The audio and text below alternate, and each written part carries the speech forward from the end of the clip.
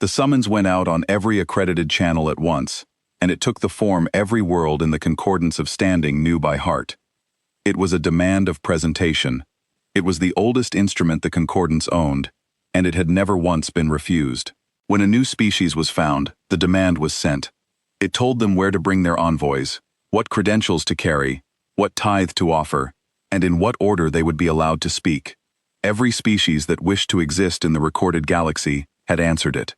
41 of them.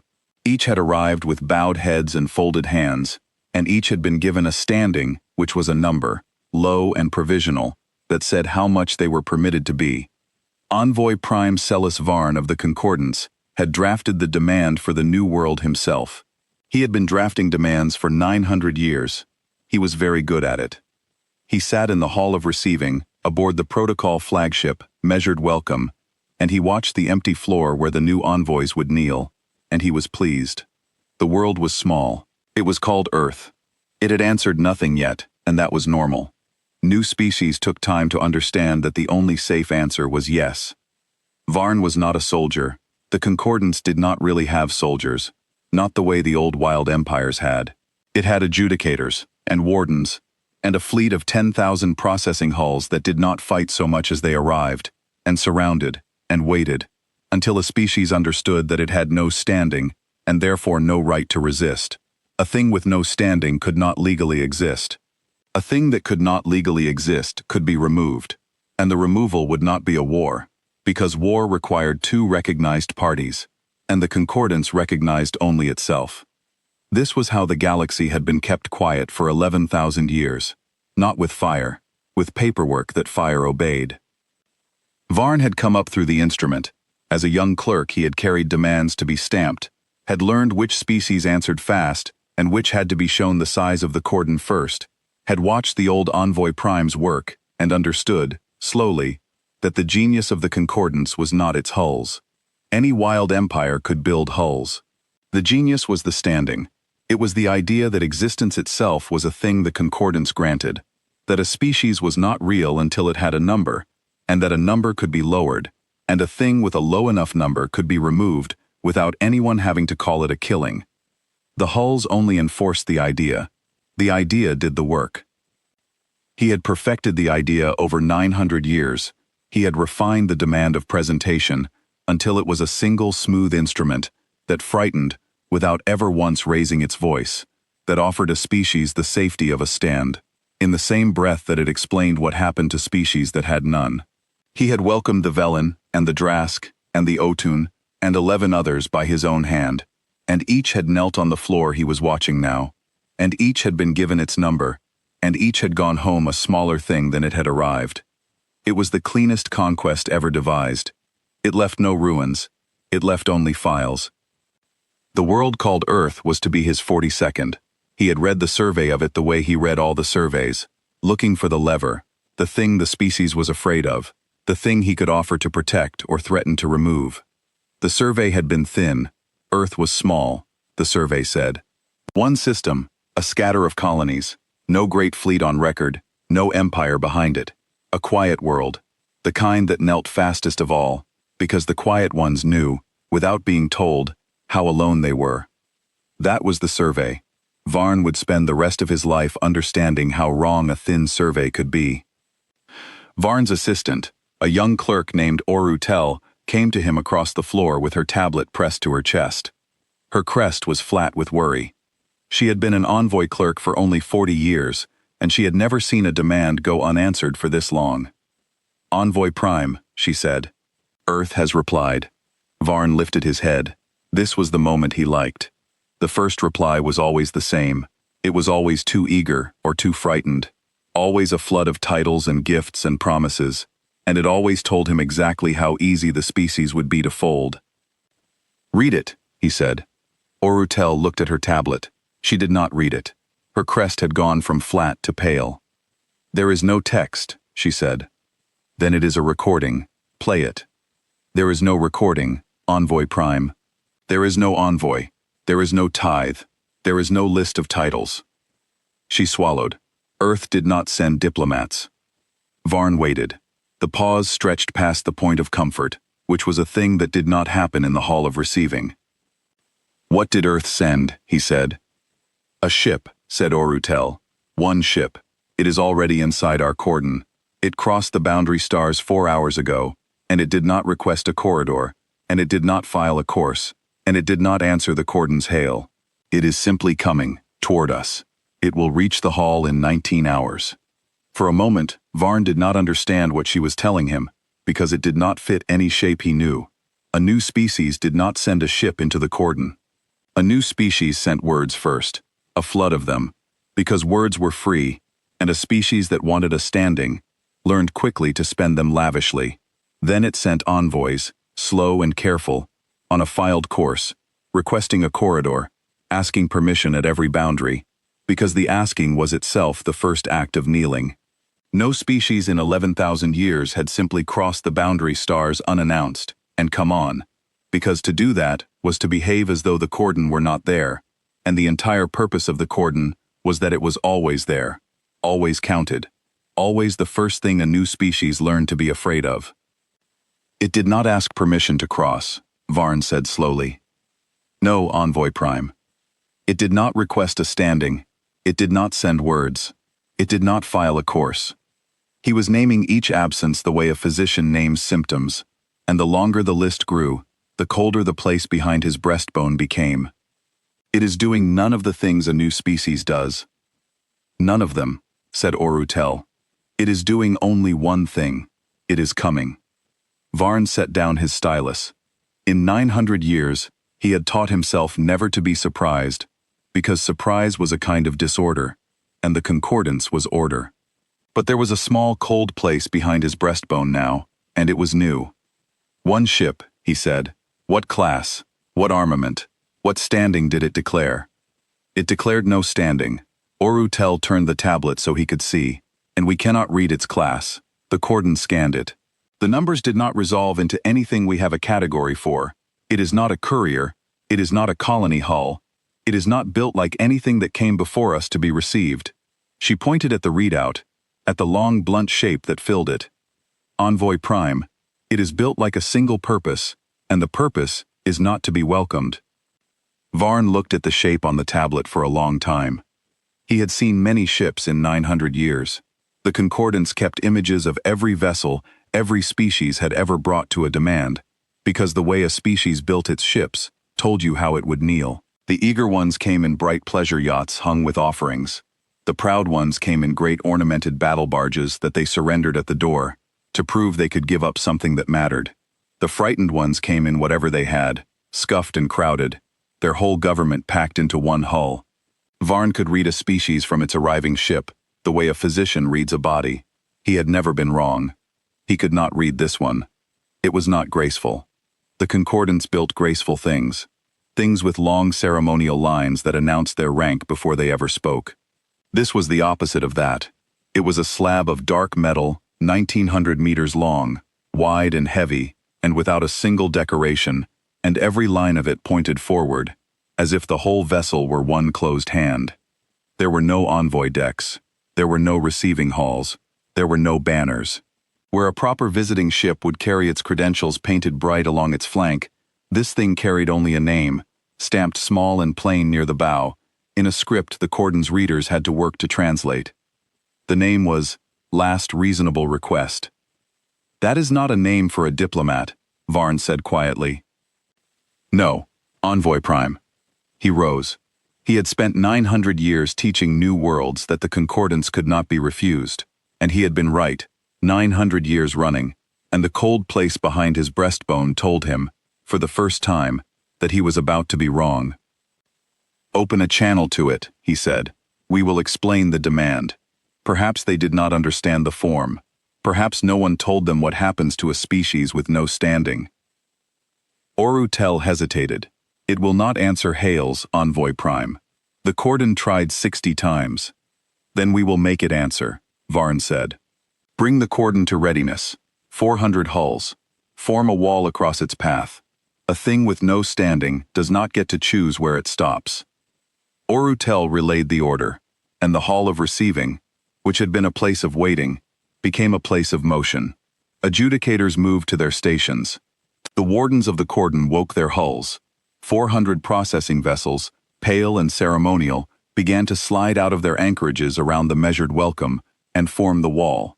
The same wall the concordants had formed 41 times before. The wall that had taught 41 species the size of the recorded galaxy. It was an old, practiced movement. It had never once failed to end with a species kneeling. Varn watched the wall build itself on the great display and felt the cold place behind his breastbone refuse to warm. The numbers were on his side. They had always been on his side. 400 hulls against one, 10,000 more behind them if 400 were not enough.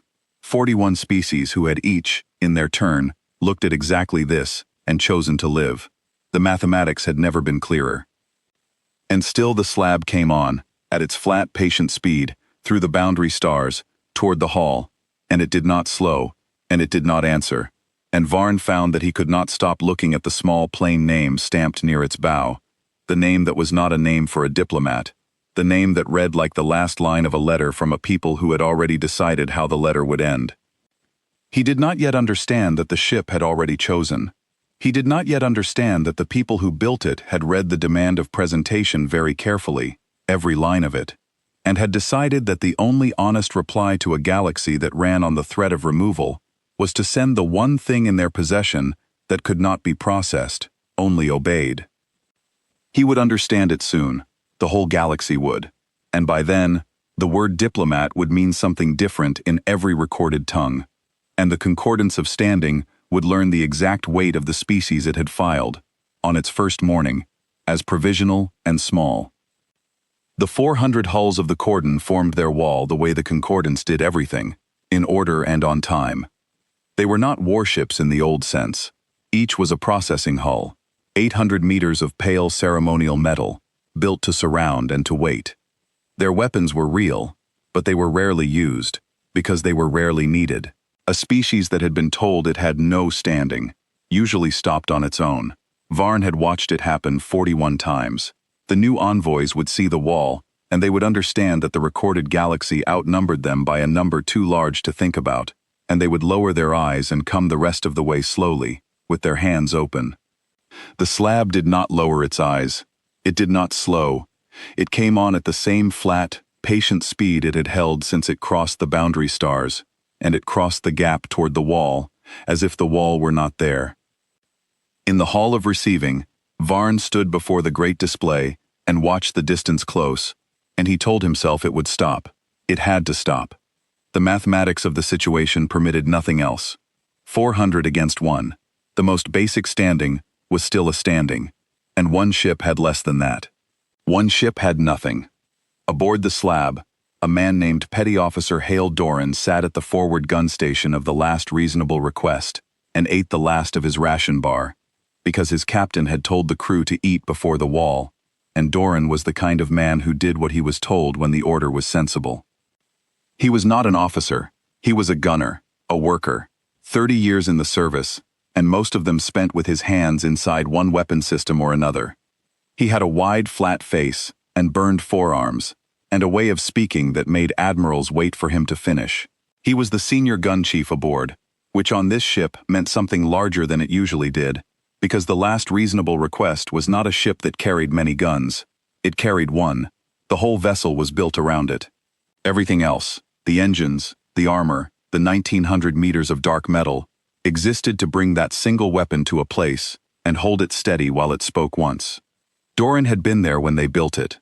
That was the thing few of the crew knew about him, that he had spent the last 4 years, not just learning the weapon, but standing in the yard while it was assembled, a worker among workers, because the engineers had wanted at least one gun chief who understood the thing from the first bolt outward. He had watched them grow the core of it, the part that made the thread, the part none of the engineers liked to talk about plainly, because the plain words for it were unsettling. They had told him, when he asked, that the weapon did not burn metal or break it. It told a small slice of the universe, for an instant, that the rules everything ran on did not apply there, and the matter caught in that slice simply stopped being able to hold itself together, and folded out of the recorded world the way a closed file folds out of an open hand. He had asked them why a small world like Earth needed a thing like that, and the lead engineer, an old woman with hands as burned as his own, had told him about the concordance, about the standing, about the 41 species that had been folded by paperwork, and the records the concordance was so proud of, that it broadcast them to the whole galaxy. "We read the records," she had said. "We read what a demand is, and what it does, and how none of it is ever called a war. And we decided that a galaxy that runs on the threat of removal should meet one thing it cannot remove, only obey." Doran had thought about his daughter, and had asked where he could sign. So he had spent 4 years learning that weapon from the first bolt outward, and he could feel it under the deck now, a low patient hum in the bones of the ship, the way you feel a held breath in a quiet room. It was a strange thing to love a weapon, and Doran did not pretend he loved it. But he respected it the way you respect a tool built exactly right for a hard, true job, and he had come to understand, in the 4 years, that the last reasonable request was not really a weapon at all, in the way the Cordon's guns were weapons. It did not threaten. It could not be used to threaten, because the only way to learn what it did was to be on the wrong end of it, and by then, the lesson was over. It was the opposite of a demand. A demand was all threat and no act, a promise of removal designed to make removal unnecessary. The thing under Doran's deck was all act and no threat. It made no promise. It simply did, once, what it was built to do, and then there was a road where a wall had been, and the doing was the whole of the argument. "Chief," said the gun deck talker, a young rating named Pell. "Walls forming. 400. Captain wants gun deck status." "Gun deck's green," Doran said. He did not look up from the readout. "Tell the captain the gun's been green since we crossed the line. It'll still be green when we get there." The captain of the last reasonable request was a woman named Erin Mosk, and she was the kind of officer who had risen on competence and nothing else, which in the human fleet was the only kind of officer that rose far. She stood on the command deck with her hands folded behind her, watching the wall the same way Varn was watching her ship, and she felt none of the things Varn assumed she felt. She had read the demand of presentation. The whole human government had read it. They had spent 2 years reading it, and reading the records the concordance broadcast freely, proudly, of all the worlds it had welcomed before. 41 species. The records were detailed. The concordance was proud of them. It listed what each species had brought, and what standing it had been given, and what had happened to the parts of each species that had argued with their standing, instead of accepting it. The records were where the proud galaxy had made its mistake. It had told the new world exactly what it did, and exactly how, and exactly why none of it was called a war. And the new world had read all of it, and had understood that the concordance was not strong. The concordance was unopposed. Those were different things, and only one of them survived contact with a species that did not care about standing at all. Mosk had read the records of the Velen most carefully, because the Velen had argued. They had not knelt at once. They had come to the demand with a great fleet and a long history and a sense of their own importance, and they had told the concordance that they would accept a standing only if it was a high one, and the concordance had listened politely and lowered their number and explained that a thing with so low a standing could be removed without it being a war. And then it had removed the part of the Velen fleet that was still arguing, in good order, on a schedule, and broadcast the whole thing live, and the rest of the Velen had knelt within the day. The records called it a regrettable correction. The Velen called it, in the parts of their history the concordance had not been able to edit, the morning their world learned to be small. That was the record Mosk kept coming back to, in the 2 years of study, not because it was the cruelest, because it was the most ordinary. The concordance had not hated the Velen. It had not been angry with them. It had folded them the way a clerk closes a drawer, and had filed the morning, and had moved on to the next species without a flicker, and that, Mosk had decided, was the thing that had to be answered, not with hatred, with the same cold ordinariness, turned around and sent home. "Captain," said her signals officer, a lean, quiet man named Voth, "the protocol flagship is hailing again. Same instrument. The demand of presentation. They want our credentials. They want our envoy. They want to know our standing." He almost smiled. 61st time. "Let them ask," Mosk said. "We are not here to answer questions. We are here to deliver one." She had thought, in the 2 years of study, about whether to answer the hails at all. Her training said to open negotiations, to talk, to find the terms. But the records had taught her that talking was the Concordance's own ground, the ground it had won on 41 times, because the moment you began to negotiate your standing, you had already conceded that you had one to negotiate. The Velen had talked. The Drask had talked. Every species that talked had ended with a number and a bowed head, because the conversation itself was the trap. The only species that could not be folded was a species that refused the conversation, that treated the demand not as an opening offer, but as a confession, the confession of a galaxy that ruled by the threat of removal. You did not answer a confession, you acted on it. So Earth had decided, in a room far away, that the last reasonable request would cross the whole cordon in silence, would say nothing, would offer exactly one thing, exactly once, and would let the silence before it, and the weapon behind it, carry the rest. Voth understood this. They all understood it. That was why the gun deck was quiet, and the command deck was quiet, and the whole 1900 meters of dark metal came on through the boundary stars without a single broadcast, a silence that the cordon found, with every passing hour, more difficult to bear than any threat would have been. The wall waited, the slab came on, and at 4,000 kilometers, when the slab still had not slowed, the cordon did the thing the Concordance always did, when a new species failed to understand the order of things. It gave a final instruction, on every channel at once, in every recorded tongue, the way the demand itself had gone out. Halt. You have no standing. You may not approach the hall of receiving. Halt and present, or you will be removed. Mosk listened to the whole message. Then she keyed her own channel, the first time the last reasonable request had spoken since it crossed the boundary stars, and she gave the Concordance the only thing Earth had sent it to say. This vessel is Earth's reply to the demand of presentation, she said. Her voice went out flat and clear on every channel the cordon had used. Earth has read your records. Earth declines a standing. Earth is not here to be welcomed, processed, or removed. You sent a demand to a world you had never met. This ship is the world's answer. Stand aside from the hall, recall your cordon, and never send a demand to a human world again. And this ship will turn around. Refuse, and you will learn what we built it to do. You have 9 minutes. In the hall of receiving, Envoy Prime Varn heard the message, and for the first time in 900 years, he did not know which form to reach for. There was no form for this. The Concordance had instruments for the eager, and instruments for the frightened, and instruments for the species that arrived angry and had to be calmed before they could be folded. It had no instrument for a species that had read the records and was not impressed. The whole architecture of the Concordance rested on a single assumption, never once tested, that to be shown the size of the recorded galaxy was to be made small by it. 41 species had been made small by it.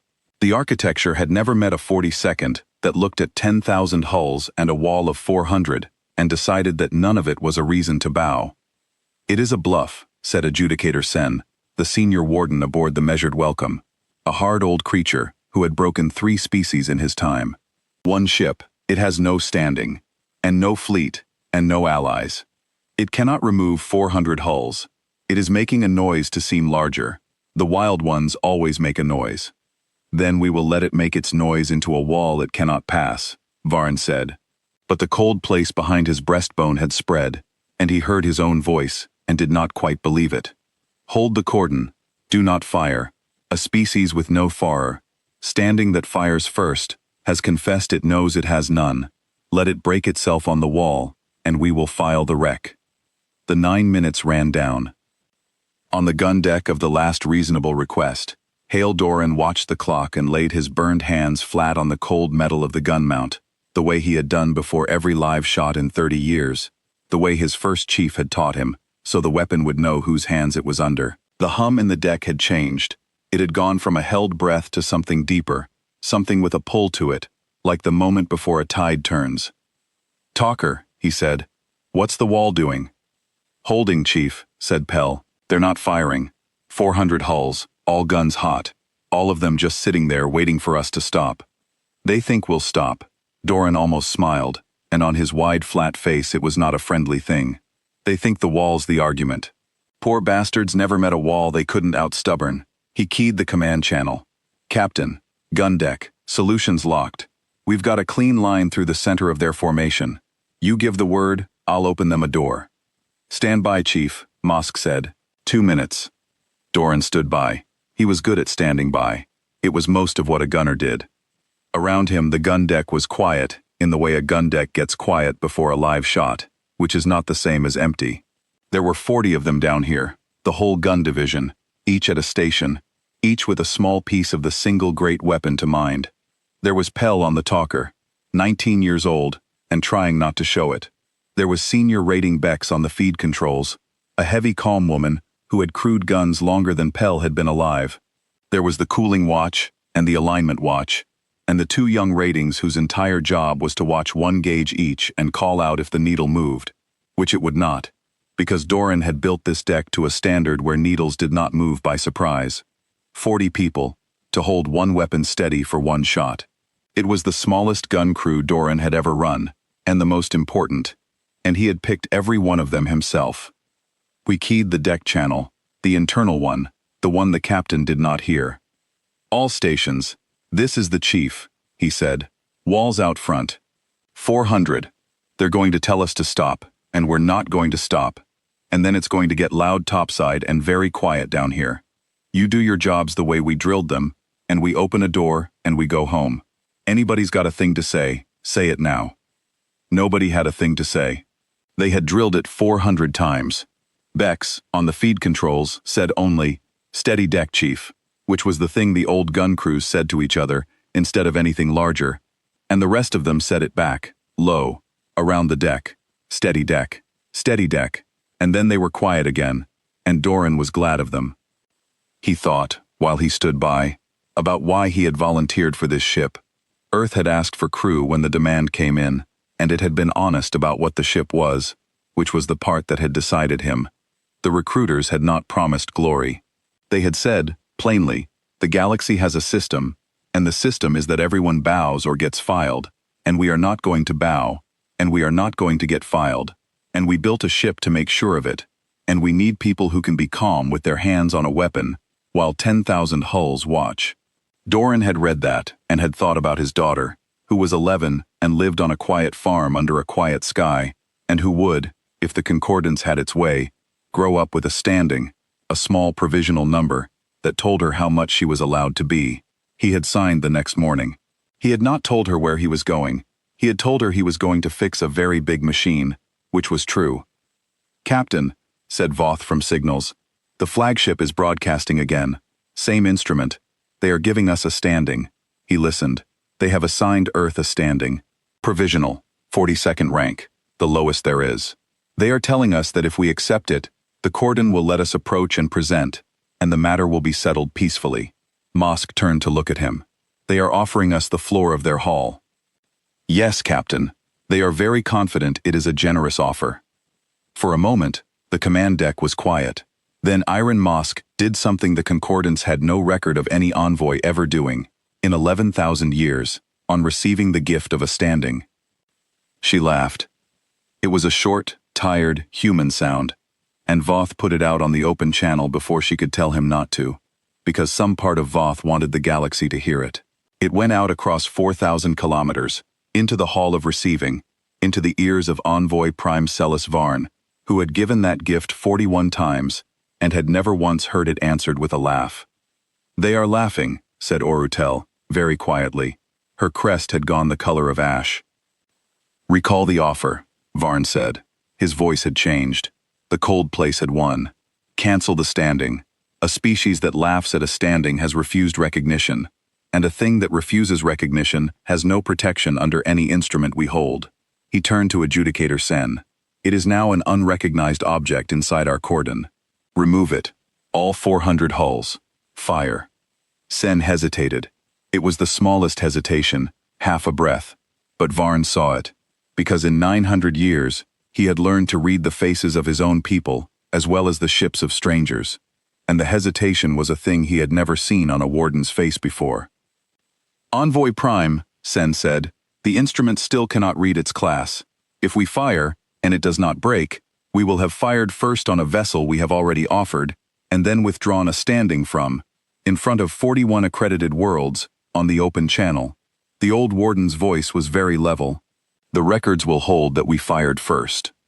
For a moment, Varn understood that Sen was right, and that the right thing to do was to hold the cordon and let the slab break itself against the wall and never fire a shot, so that whatever happened could be filed as the unrecognized object, choosing its own removal.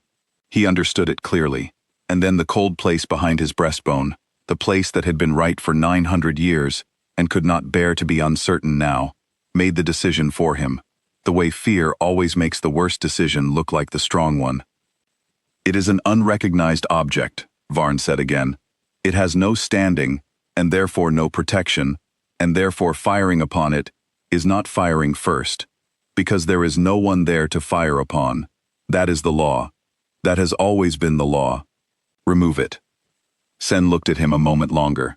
Then he gave the order, because he was a warden of the concordance, and the law was the law, even when the law had just walked the whole hall off a cliff. The wall fired first. This was the detail that the concordance would, much later, try very hard to leave out of its records, and could not, because the records were broadcast live to every accredited world, and 41 watching species saw it with their own eyes. The wall fired first. 400 hulls, every weapon, a sheet of light 4,000 kilometers wide, thrown at a single slab of dark metal that had not yet fired a shot. Aboard the last reasonable request, the deck shuddered as the armor took the first of it, and held, and the lights did not even dim. "Wall's firing, Captain," Doran said, calm as a man reading a weather report. "All 400, armor's holding. Want me to answer?"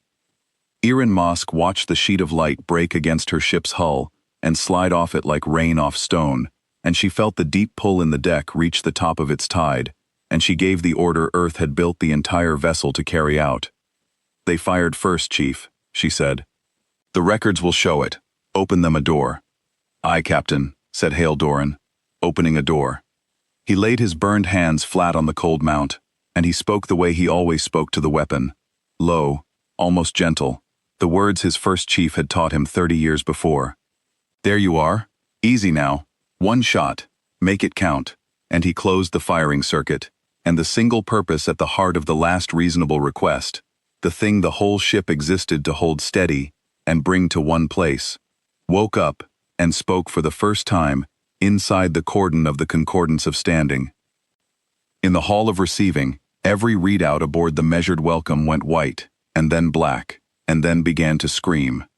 The weapon at the heart of the last reasonable request did not look like a weapon when it fired, and that was the worst part of it for the species that watched. It made no sheet of light. It made no roar.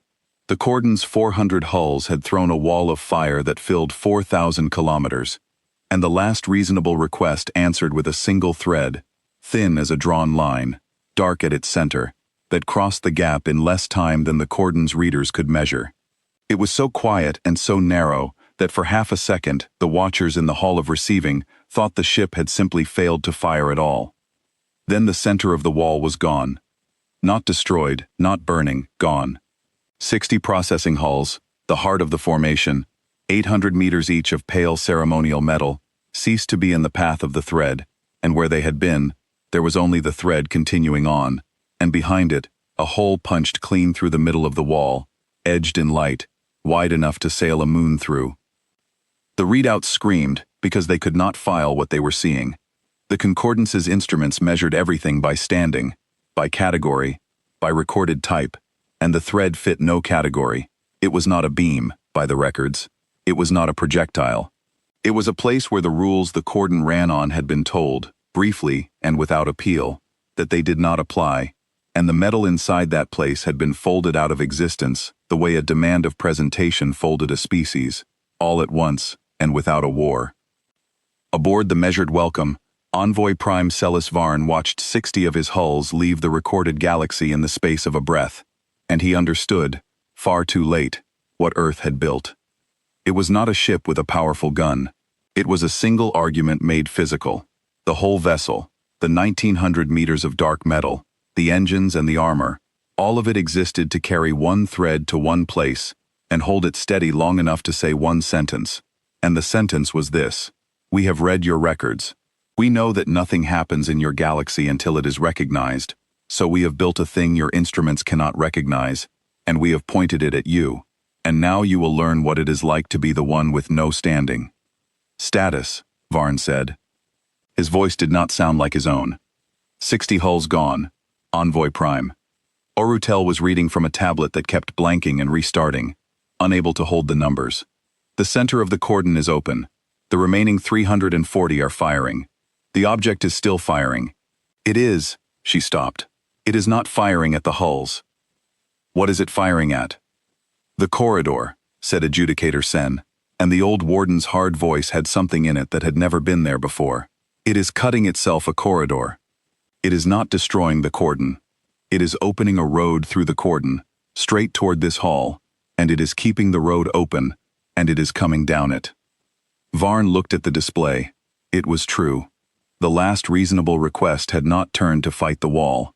It had cut one clean hole through the center of the formation, and was sailing through it at the same flat, patient speed it had held since the boundary stars, and the thread reached out ahead of it again and again, taking another knot of hulls each time the cordon tried to close the road, opening the way to the hall of receiving, one careful cut at a time. It was not in a hurry. It had 1,900 meters of dark metal, and one weapon, and all the time in the world, and it was coming for the place where the demands were written. Aboard the slab, Hale Doran worked his gun the way he had worked guns for 30 years, with both burned hands and a steady voice, and no wasted motion at all. Doors open, Captain, he said, cutting through. They keep trying to close it on us. They send hulls into the gap. I take the hulls. They're not learning fast. Keep the road open, Chief, Mosk said. We are not here for the cordon. We are here for the hall. Understood. Road stays open. This was the part the Concordance understood least, in the moment and forever after, and it was the part that frightened the watching worlds the most. The slab did not fight the cordon. A wild empire would have fought the cordon. It would have turned to face the 400 hulls and traded fire with them and tried to win a battle, and the Concordance knew how to think about a battle. A battle had two sides and a standing for each, and an outcome that could be filed. This was not a battle. The slab treated the 400 hulls of the cordon the way a stonemason treats the stone he is cutting through, with no anger and no interest, removing exactly as much as was in the way, and not one fragment more, keeping a single clean road open toward the one thing it had come for. The cordon was not an enemy to the last reasonable request. It was an obstacle, and there is something far more terrible about being treated as an obstacle than about being treated as an enemy. Because an enemy, at least, is something you are. Doran watched the readout, watched another knot of pale hulls slide into the gap to seal it, watched his solution lock. Pell. How many's that now? 140, Chief, said the young talker, and his voice was not quite steady, because 140 hulls was a number that did things to a young man's stomach, even when they belonged to a galaxy that had come to file his species. 140 of 400. They keep feeding them in. Then they'll keep losing them, Doran said. We didn't come all this way to leave a job half done. He did not say it cruelly. He said it the way a man says a thing that simply has to be true, and he laid his hands flat and opened another cut, and another 40 pale hulls left the road. Bex, he said, on the deck channel. How's the feed? Feed's clean, Chief, said Senior Rating Bex, calm as ever. Core temperature's right where you said it. We could do this all day. We won't need all day, Doran said. Just need to reach the hall. He watched the readout, the road his weapon had cut, the pale hulls drawing back from the edges of it.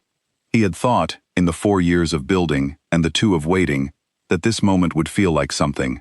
Triumph, maybe, or fear. It did not feel like either. It felt like work. It felt like the long, careful work of taking apart something large that had been built wrong, and the only thing in his chest was the flat, steady focus of a man who knows the work is right and means to do it well. He had wondered whether he would be able to do this. Now he knew. He could. He suspected that said something about him, and he decided to think about what it said later, after his daughter's sky was safe. There was a thing the watching worlds noticed, in those long minutes, that none of them ever forgot. The last reasonable request never raised its voice. The cordon screamed across every channel, 400 captains calling for reinforcement and instruction and mercy, and the law. a wall of frightened noise pouring out across the boundary stars. The slab said nothing. It had said its one sentence at 4,000 kilometers, the offer to turn around, and after the cordon fired, it did not speak again. It only worked. And there was something about that silence, set against all that screaming, that told the watching worlds more than any threat could have. A thing that boasts is a thing that is not sure. A thing that threatens is a thing that wants you to stop it. The slab did neither. It came on in silence and opened its road in silence, and the silence said, more plainly than any words, that the outcome had already been decided on a small world far away, 2 years before, by people who had read the records and were no longer in any doubt at all. The cordon broke.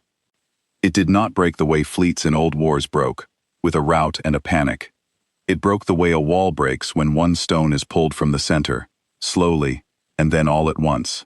The remaining hulls, 200 of them now, then 160, then 100, stopped trying to close the road, because every attempt to close it cost them, and the road did not close. They drew back instead, in the good order the concordance prized, and they formed a tighter ring around the hall of receiving itself, around the measured welcome, and they understood, each captain in turn, that they were no longer the wall. They were the last thing between the thread and the place where the demands were written, and the thread was patient, and it was coming. Far away, on a world called Othan, that had knelt 900 years before, an old historian sat watching the open channel, and could not make herself move.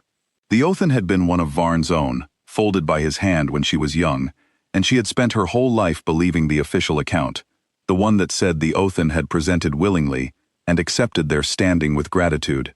She had taught it, she had written it, and now she watched a single dark slab cut a road through 400 hulls toward the very hall where her own people had knelt, watched it treat the cordon she had been taught to fear as nothing more than stone in a doorway, and she felt a thing move in her that she did not have a word for, because the concordance had made sure her language did not contain one.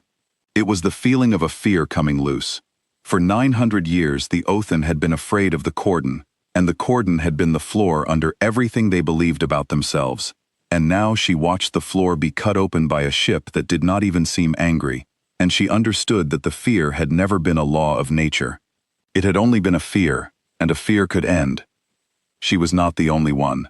On 41 worlds, old creatures who had knelt, and young ones who had been born kneeling, watched the same channel, and felt the same thing come loose, and none of them yet knew what to do with it. But the slab was teaching them, cut by cut, the lesson the concordance had spent 11,000 years making sure no one ever learned, which was simply this. The cordon could be passed, the wall could be opened.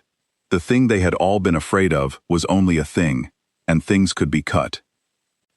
In the hall of receiving, the truth arrived among the adjudicators, the way cold water arrives in a low room, slowly, from the floor up. It will reach the hall, said Orutel. She was not asking. It will reach this hall, Envoy Prime. Nothing we have stops the thread. It opens whatever we put in front of it, and it is not killing us faster than it has to. It is killing us exactly as fast as it needs to keep the road open, and keep coming, and not one cut faster. Her crest had stopped changing color. It had gone gray, and stayed gray. It is not angry. It would be better if it were angry. It is correct. It is doing precisely what its captain said it would do. We fired first. The records will show it. And it is removing us with no more passion than we have ever removed anyone. Around Varn, the hall of receiving had stopped being a hall of receiving. The adjudicators who had assembled to file a kneeling species stood instead at dead consoles, watching a single ship unbuild 11,000 years of certainty, and not one of them knew what to do, because not one of them had ever been trained for a morning that the instruments could not file. The whole apparatus of the concordance was built to process the expected. It had no procedure for the thing that had no category. Orutel kept trying to log the events as they happened, because logging was what a clerk did, and the log kept refusing the entries, because the system that received the entries had no field for a vessel with no standing, folding the cordon that had no procedure for being folded. The concordance was choking, slowly, on its own order, and the order was the thing that had always been its strength. Varn understood then the full shape of what had been done to him, and it was a worse thing than fear. For 900 years he had written demands. He had told 41 species that they had no standing, that they could not exist until the concordance recognized them, that to be unrecognized was to be removable, and removal was not war, it was order. He had believed it. He had believed it the way you believe the floor will hold. And now, a single ship from a single small world had taken the exact instrument of the concordance, the cold certainty that an unrecognized thing may be removed without it being a war, and had pointed it back down the channel at the people who had invented it. The thread was not a weapon of vengeance, it was a mirror. It was the demand of presentation, made of physics, sailing home. Hail it, Varn said. Open every channel. Tell it we recall the demand. Tell it Earth need never present, that Earth may keep its world and its sky and its standing, that no demand will ever go to a human world again. Tell it we agree to all of its terms. Tell it to stop. Oru Tel sent the message on every channel the Hall of Receiving owned, in every recorded tongue, the way the demand itself had gone out 11,000 years of mornings. It was the first time in the history of the concordance that the instrument had run backward, that the writers of the demand had begged the recipient to accept their surrender. Aboard the last reasonable request, Voth read the message aloud on the command deck, all of it, the recall, the agreement, the begging, and when he finished, there was a silence. Irin Mosk looked at the display, at the tightening ring of pale hulls around the Hall of Receiving, at the road her ship had cut 160 hulls deep through the proud cordon of a galaxy that had told her world it was provisional and small. She thought about the offer Earth had sent her out with, the one and only offer, the one she had made 9 minutes before the cordon fired. Stand aside, recall your cordon, never send a demand to a human world again, and this ship turns around. They had not stood aside, they had fired first. Voth, she said, read them back their own message. The demand of presentation, the original. Word for word, the one they sent us first. Voth found it. He read it out on the open channel, slow and clear, the whole instrument, every line of it, the where and the what, and the in what order you will be allowed to speak, the part about the tithe, the part about removal not being a war. He read the concordance its own demand, back into its own hall, while a single human warship sailed down the road it had cut toward that hall, and 41 watching species heard it, and understood, all at once, what the words had always actually meant. She let the demand hang in the silence after Voth finished it.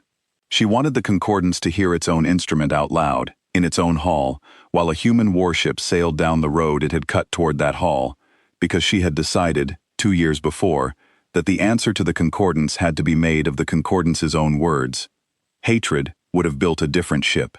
Hatred would have come in screaming and burning, and would have been, in the end, just one more wild empire the concordance knew how to file. What Earth had built instead was a mirror, and a mirror does not shout. It only shows you yourself, and waits. That was your offer to us, Mosk said, when the silence had done its work. We have a different one. You had yours 9 minutes ago, before you fired. The offer is closed. We told you what would happen if you refused. You refused, and then you fired first, and now you will learn what we built it to do. She turned to the gun deck channel.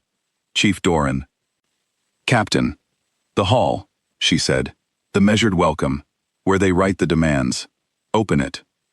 There was a pause on the line, just long enough for a man to set his hands flat on a cold mount and steady his breathing, the way he had done before every live shot in 30 years.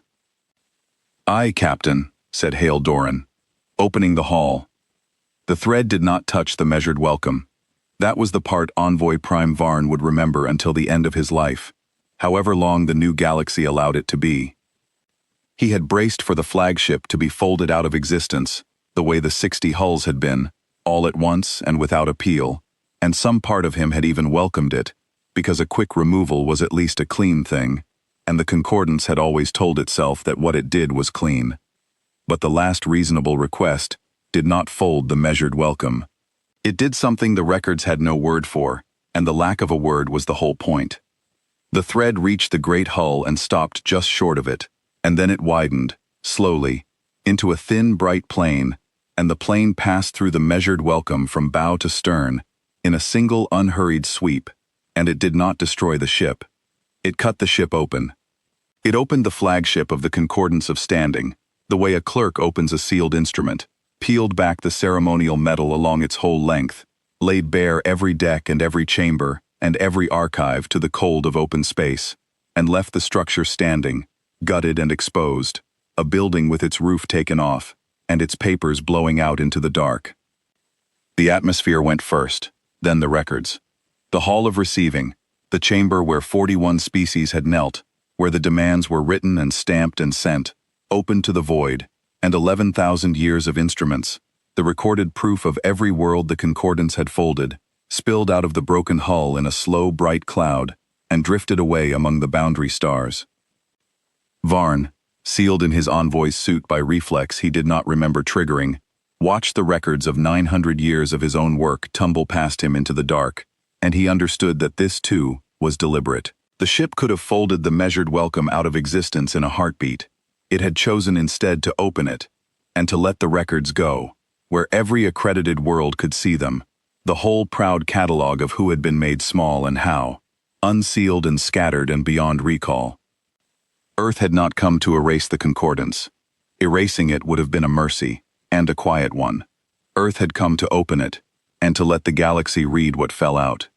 There had been an argument about this, on Earth, before the ship ever left.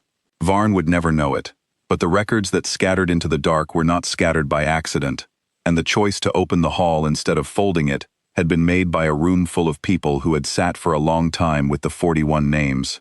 Some had wanted the flagship folded. Fold it, they had said, and fold the cordon, and let the galaxy understand that a demand is answered with silence and a missing fleet, and never trouble us again.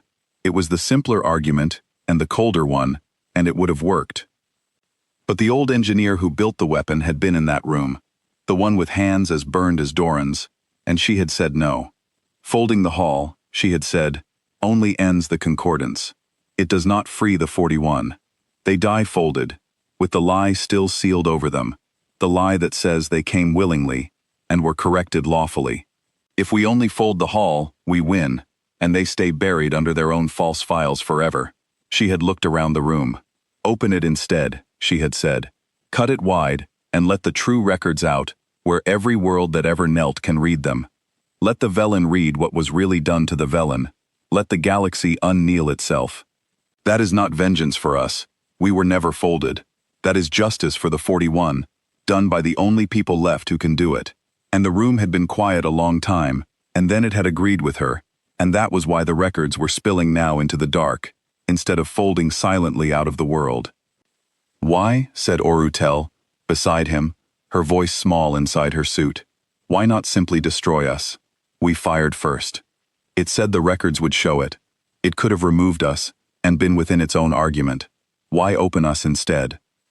Varn watched the bright cloud of instruments drift away into the dark, and he found that he knew the answer, because he had spent 900 years being the kind of creature who would have done the same, if he had ever had the means. Because we hid behind the records, he said. For 11,000 years we told the galaxy that what we did was order, not war, and the records were how we proved it. The records said, every species came willingly. The records said removal was lawful.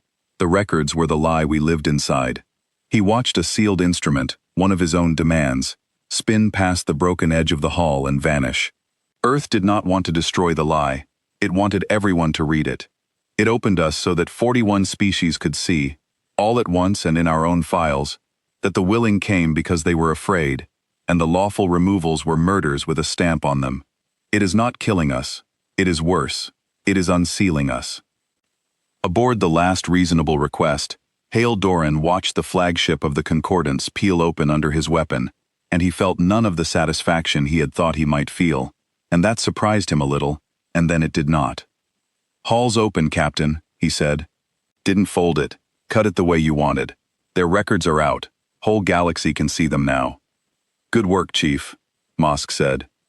It's not work I'm proud of, Doran said quietly, on the gun deck channel, where only Pell could hear him, but it's work that needed doing. He looked at his burned hands, flat on the cold mount. 41 species, Pell. They folded 41 before they got to us. Every one of them bowed, because the one before it bowed, and the records made the bowing look like a choice. Somebody had to open the records. He let out a long breath. Better us than nobody. Better now than after they got to my girl's sky. Pell was quiet a moment. Then he said the thing the young ones always said, sooner or later, on a gun deck after the shooting. Chief, there were people on those hulls. The 60 we folded, the ones in the road. There were, Doran said. He did not look away from his readout, but his voice changed, went lower, went honest. I think about it. I'll keep thinking about it. A man who folds 60 hulls and doesn't think about the people on them isn't a man you want at a gun. He was quiet for a second. But I'll tell you what I keep coming back to, son. We crossed 40,000 kilometers of their cordon, and the whole way in, we offered them one thing. Turn around. Recall your hulls. We meant it. Every hull in that road could have lived if the hull had said yes. The hull said fire. They put those people in our road, Pell, not us. We opened a door. They kept throwing their own crews into it to try and close it. I'll carry the 60. I'll carry every one. But the ones who put them there carry it heavier, and they ought to. Pell took that in. It was a hard thing, and a true one, and the boy was old enough now to hold both at once, which was most of what the war had been for, the making of crews who could hold a hard, true thing, and still do the work, and still go home human. He picked up his talker's headset again, and went back to his station, and he was steadier after, which Doran noticed, and was glad of. The galaxy was already reading. The records of the concordance had always been broadcast live, openly, to every accredited world. Because the concordance was proud of them, because the spectacle of a new species kneeling was the most powerful instrument it owned. 41 watching worlds had tuned in that morning, expecting to see the 42nd species kneel. They had seen, instead, the cordon fire first on a single ship that had offered to turn around. They had seen 400 hulls reduced to a tightening ring around a flagship. They had seen the flagship cut open and its records spilled into the dark. And now, on every accredited channel, in every recorded tongue, the spilled records themselves were arriving, unsealed, the full catalog of 11,000 years, free for any world to read. Worlds that had knelt 3,000 years ago read the true account of their own kneeling. Worlds that had been told their removed millions had emigrated read the real instruments, the ones with the word removal in them, the ones with the tithe schedules and the cold, clean math of how much each species had been permitted to be, a galaxy that had been kept quiet for 11,000 years by paperwork that fire obeyed, read, all at once, exactly what the paperwork had said.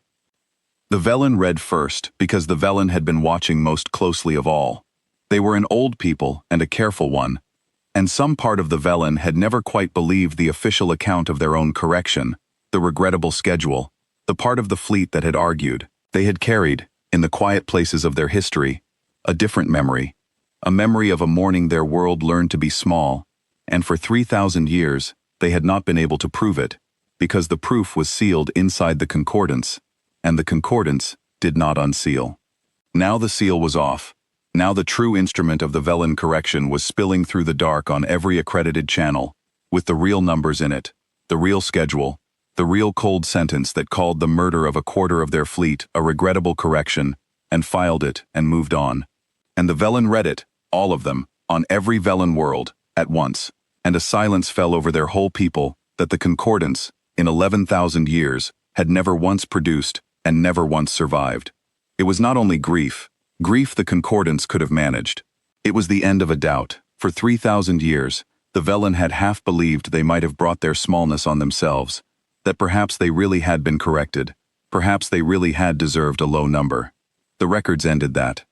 The records said, in the concordance's own cold hand, that the Velen had been folded because they argued, and that arguing was the crime, and that the crime of a species that argues is to be made small enough that it cannot argue again. And the Velen, reading that, stopped being a people who half believed they were small. The change ran through 3,000 years of their history in an afternoon, and the same change, the same unkneeling, was running at that same hour through 40 other peoples, on 40 other worlds, as the records reached them one after another, and the galaxy that the concordance had built came apart not in fire, but in reading. And out at the boundary stars, a single dark slab, 1,900 meters long, held station over the broken flagship of the Concordance of Standing, and did not fire again, and did not need to. Adjudicator Sen, the old warden who had hesitated before the order to fire, stood at his dead console and watched the records leave, and understood, more clearly than Varn did, what the morning had cost. He had broken 3 species in his time. He had been proud of it, in the cold way the Concordance was proud, because breaking a species without a war was the highest art the instrument offered, and he had been a master of it. Now he watched the proof of his own 3 breakings spill out of the gutted flagship into the dark, the real instruments, the real schedules, the cold sentences with his own name stamped under them, and he felt the proudest work of his long life turn, in an afternoon, into the worst. He did not defend himself, even in his own mind. That was the thing that separated Sen from Varn in the end, and it was why Sen would not survive the year, and Varn would. Varn would spend 900 more years writing true accounts, and would call it penance, and would, in some quiet corner, go on believing he had been a clerk caught in a system larger than himself. Sen knew better. Sen had hesitated, and had seen the right thing, and had given the order anyway, because the law was the law. He had been a free creature at the one moment that mattered, and he had chosen the drawer.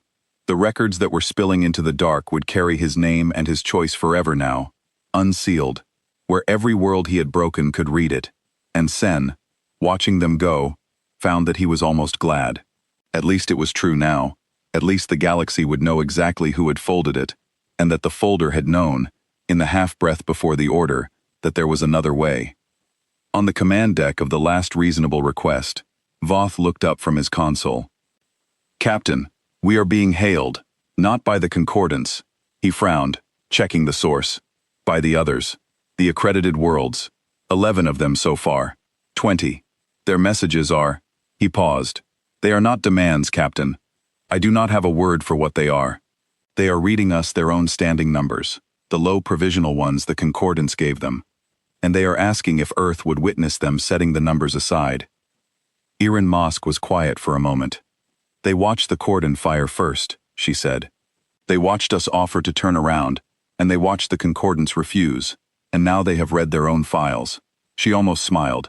"And they have worked out that a standing is only real if everyone agrees to be afraid of it at the same time. And we have just shown them what happens when one world declines." "What do I tell them, Captain?" "Tell them Earth does not witness," Mosk said. "Earth does not assign standing, and Earth does not take it away, and Earth does not sit in judgment over who is allowed to be. That was the whole point." She watched the broken flagship turn slowly against the boundary stars. "Tell them their numbers were never real. Tell them they never needed our witness to set them aside. Only the other 40 worlds to do it on the same morning. And tell them the morning is now." Voth sent it, and the answer that came back was not what Mosk expected, and it was the first time in the whole long day that something reached her that she had not planned for. The worlds did not argue. They did not ask again for a witness. They understood, the way a person understands a thing they have known their whole life and only now been allowed to say, and one by one, on channel after channel, they began to do the thing she had told them they had always been able to do. They set their numbers aside, not with ceremony, with a plainness that was its own kind of ceremony. A world would come on the channel and read its standing, the low provisional number the Concordance had given it however many centuries before, and then it would simply say that the number was ended, that the world had decided it was not a number, and it would go quiet again, and then the next world would do it, and the next. It went around the galaxy like that, world by world, a thing the Concordance had spent 11,000 years making structurally impossible, happening in an afternoon because the one thing that had held it impossible, the belief that the numbers were real, had been cut open along with the hall. Mosk stood on the command deck of the last reasonable request and listened to a galaxy unnumber itself, and she did not feel triumph, because she had decided long before that she would not allow herself triumph over this. But she felt something steadier and better, which was the feeling of a thing she had studied for 2 years and built for 4, turning out to be exactly as true as she had hoped. The numbers had never been real. They had only needed everyone to stop being afraid at the same time, and the Warship had not given them that. It had only shown them it was possible, and then stood quietly aside while they did it themselves. "Captain," Voth said, after a while, and his voice was not quite steady either. "I am running out of worlds to count. They are all doing it. All of them." He looked up. "What do I log it as? There is no instrument for this. There is no form." "Log it as the truth, Voth," Mosk said. "Plain language. 41 worlds and a 42nd declined to be numbered, on the same morning, and there was no longer anyone with the standing to number them. That is the whole report. That is all it ever needed to be." Aboard the gutted measured welcome, Envoy Prime Celis Varn watched the accredited channels fill, one after another, with worlds reading their own standing numbers aloud and setting them down, and he understood that the concordance of standing had not been destroyed by a weapon at all. It had been destroyed by being seen. The thread had only opened the door. The thing that poured through it, the thing that was right now dissolving 11,000 years of order across every accredited world, was simply the truth, which the concordance had kept sealed for so long that it had forgotten the truth was load-bearing.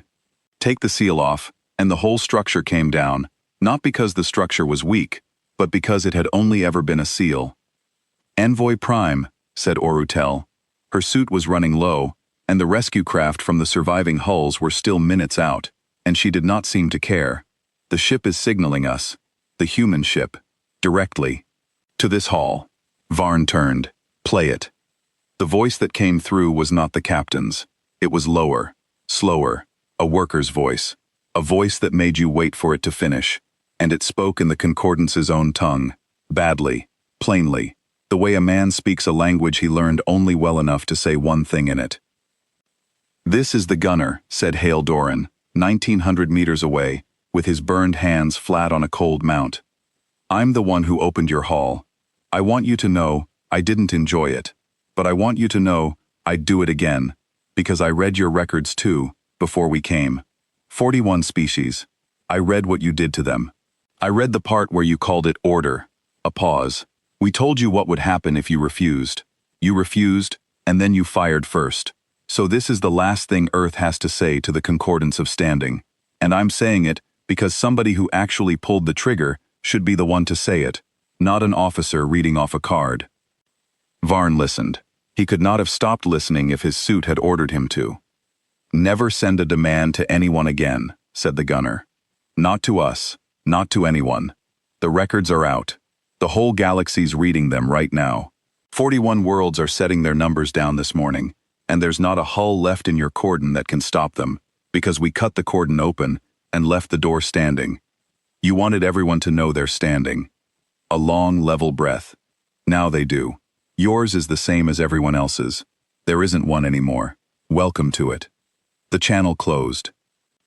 And in the broken hall of receiving, among the last of his escaping records, Envoy Prime Celis Varn of the Concordance of Standing, 900 years a writer of demands, sat down on the cold floor of his opened flagship and understood that he had, that morning, drafted the last demand the galaxy would ever obey, and that the species he had filed as provisional and small had read it, and had answered it, and had been neither. The last reasonable request held station over the broken flagship for 1 full hour, and then it turned, and it sailed home, and it did not fire another shot. It did not have to.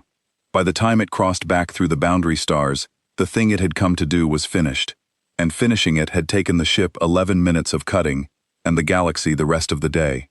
The cordon, what remained of it, did not pursue. The surviving hulls had stopped being a fleet the moment the records came out, because a fleet of the Concordance was only a fleet so long as every captain in it believed the standing was real, and you cannot unread your own files. Envoy Prime Celis Varn was taken off the gutted measured welcome by a rescue craft an hour before his suit gave out, along with Orutel and what was left of the adjudicators, and he spent the long flight to the inner worlds doing the only thing he knew how to do, which was to write. He wrote an account of what had happened. He wrote it honestly, which was new for him, because honesty was now the only instrument left that anyone would read. He titled it not as a demand and not as a standing, but as a plain record of the morning the Concordance had met a species that declined to be welcomed, and he sent it, unsealed, to every world that had ever knelt. He did not expect to be forgiven. He was not.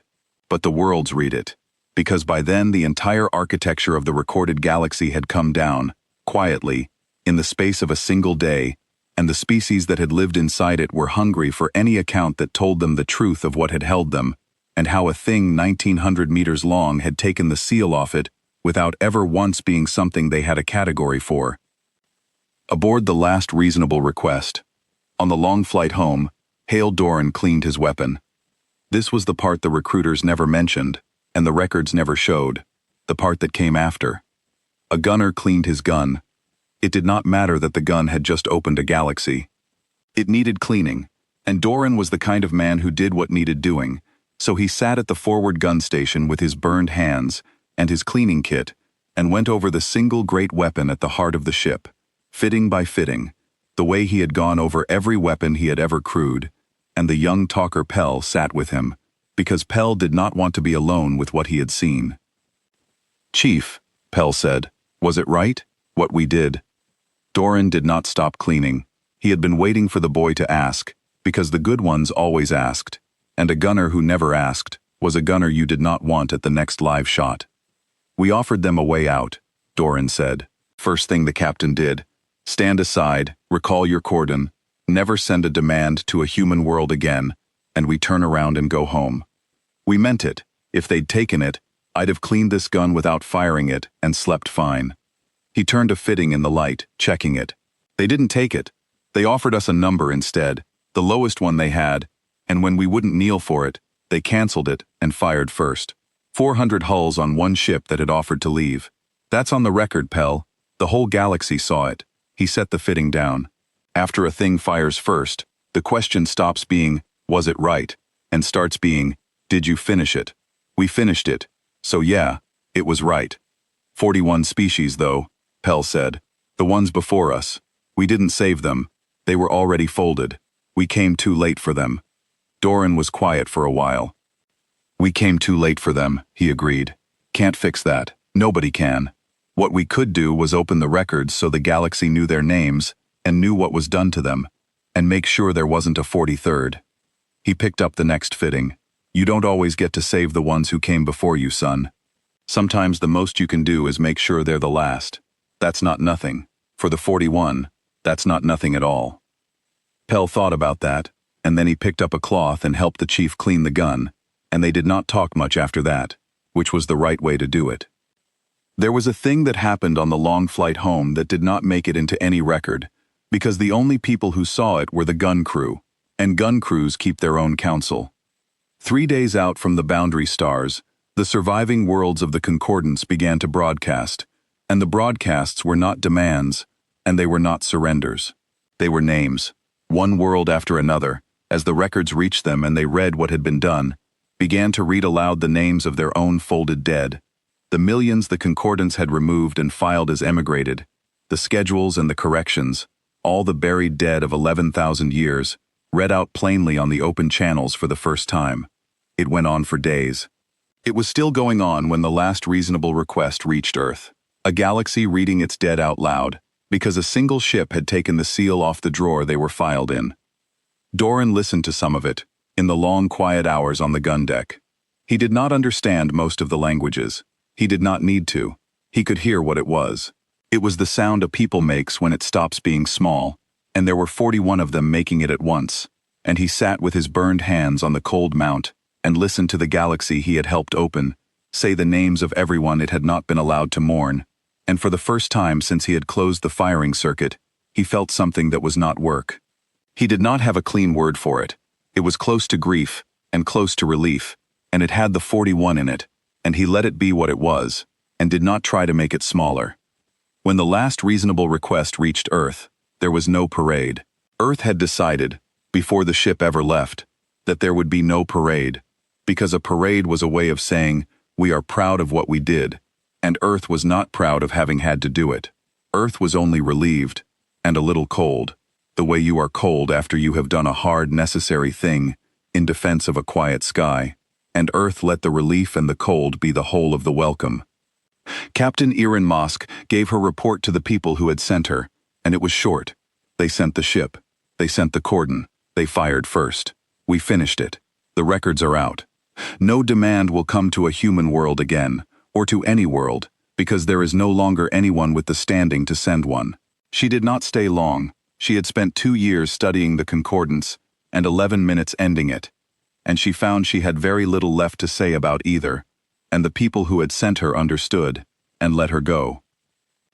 The gun crew came apart the way gun crews do, slowly, in a dock, with handshakes and addresses that mostly would not be written to, and a few that would.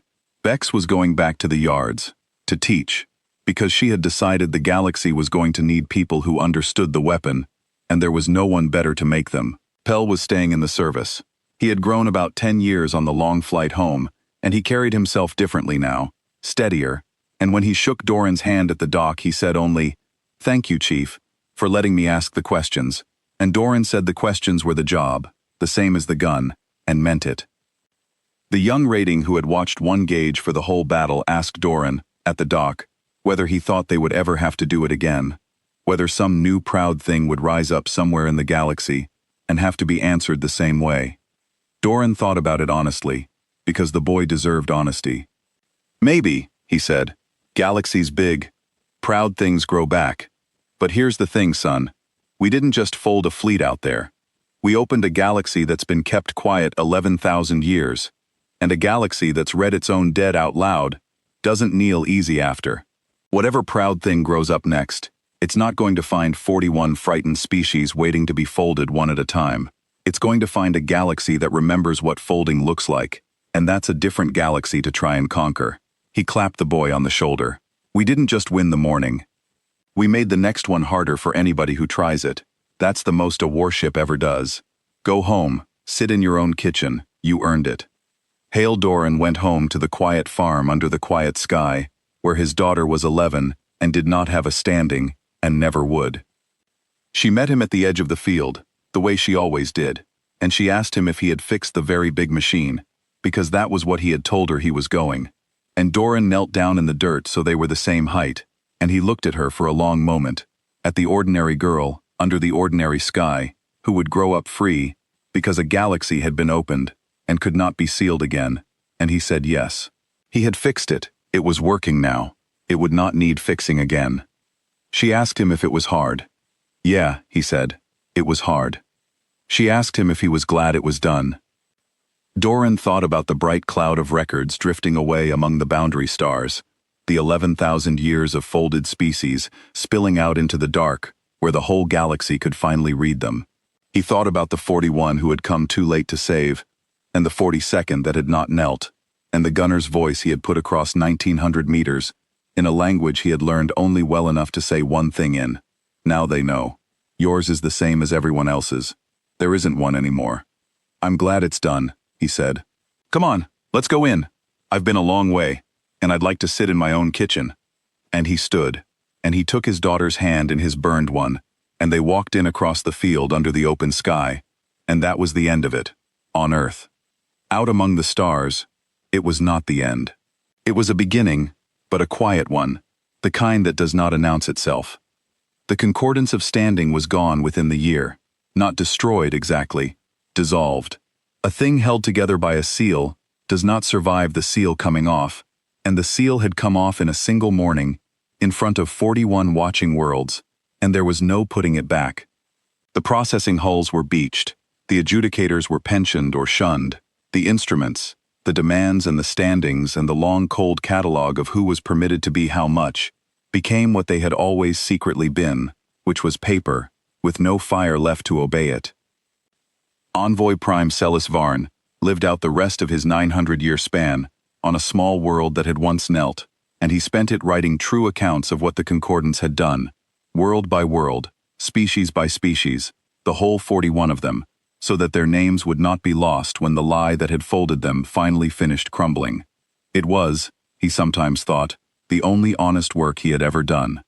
He did it because of a gunner's voice in a half-learned tongue, and because of a cloud of records drifting into the dark, and because he had sat on the cold floor of his opened flagship and understood, far too late, that he had been on the wrong side of the only war that had ever mattered, the quiet one between the things that file the living and the things that refuse to be filed.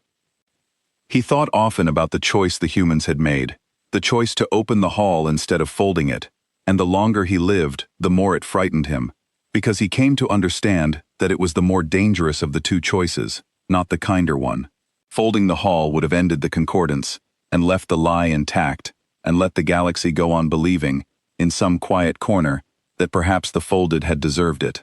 Opening the hull ended the lie, which was a thing no fleet in 11,000 years had ever managed, because the lie had been the concordance's true weapon all along, and the hulls had only ever been its enforcement.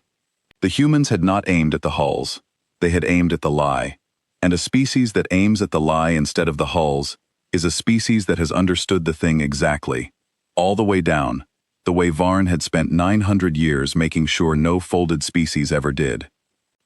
He met, once, a Velen scholar who had come to the small world to read his accounts, and the scholar asked him whether he thought the humans would build more of those ships, whether Earth meant to take the concordance's place, to be the new thing that decided how much a species was allowed to be. Varn had thought about it a long time.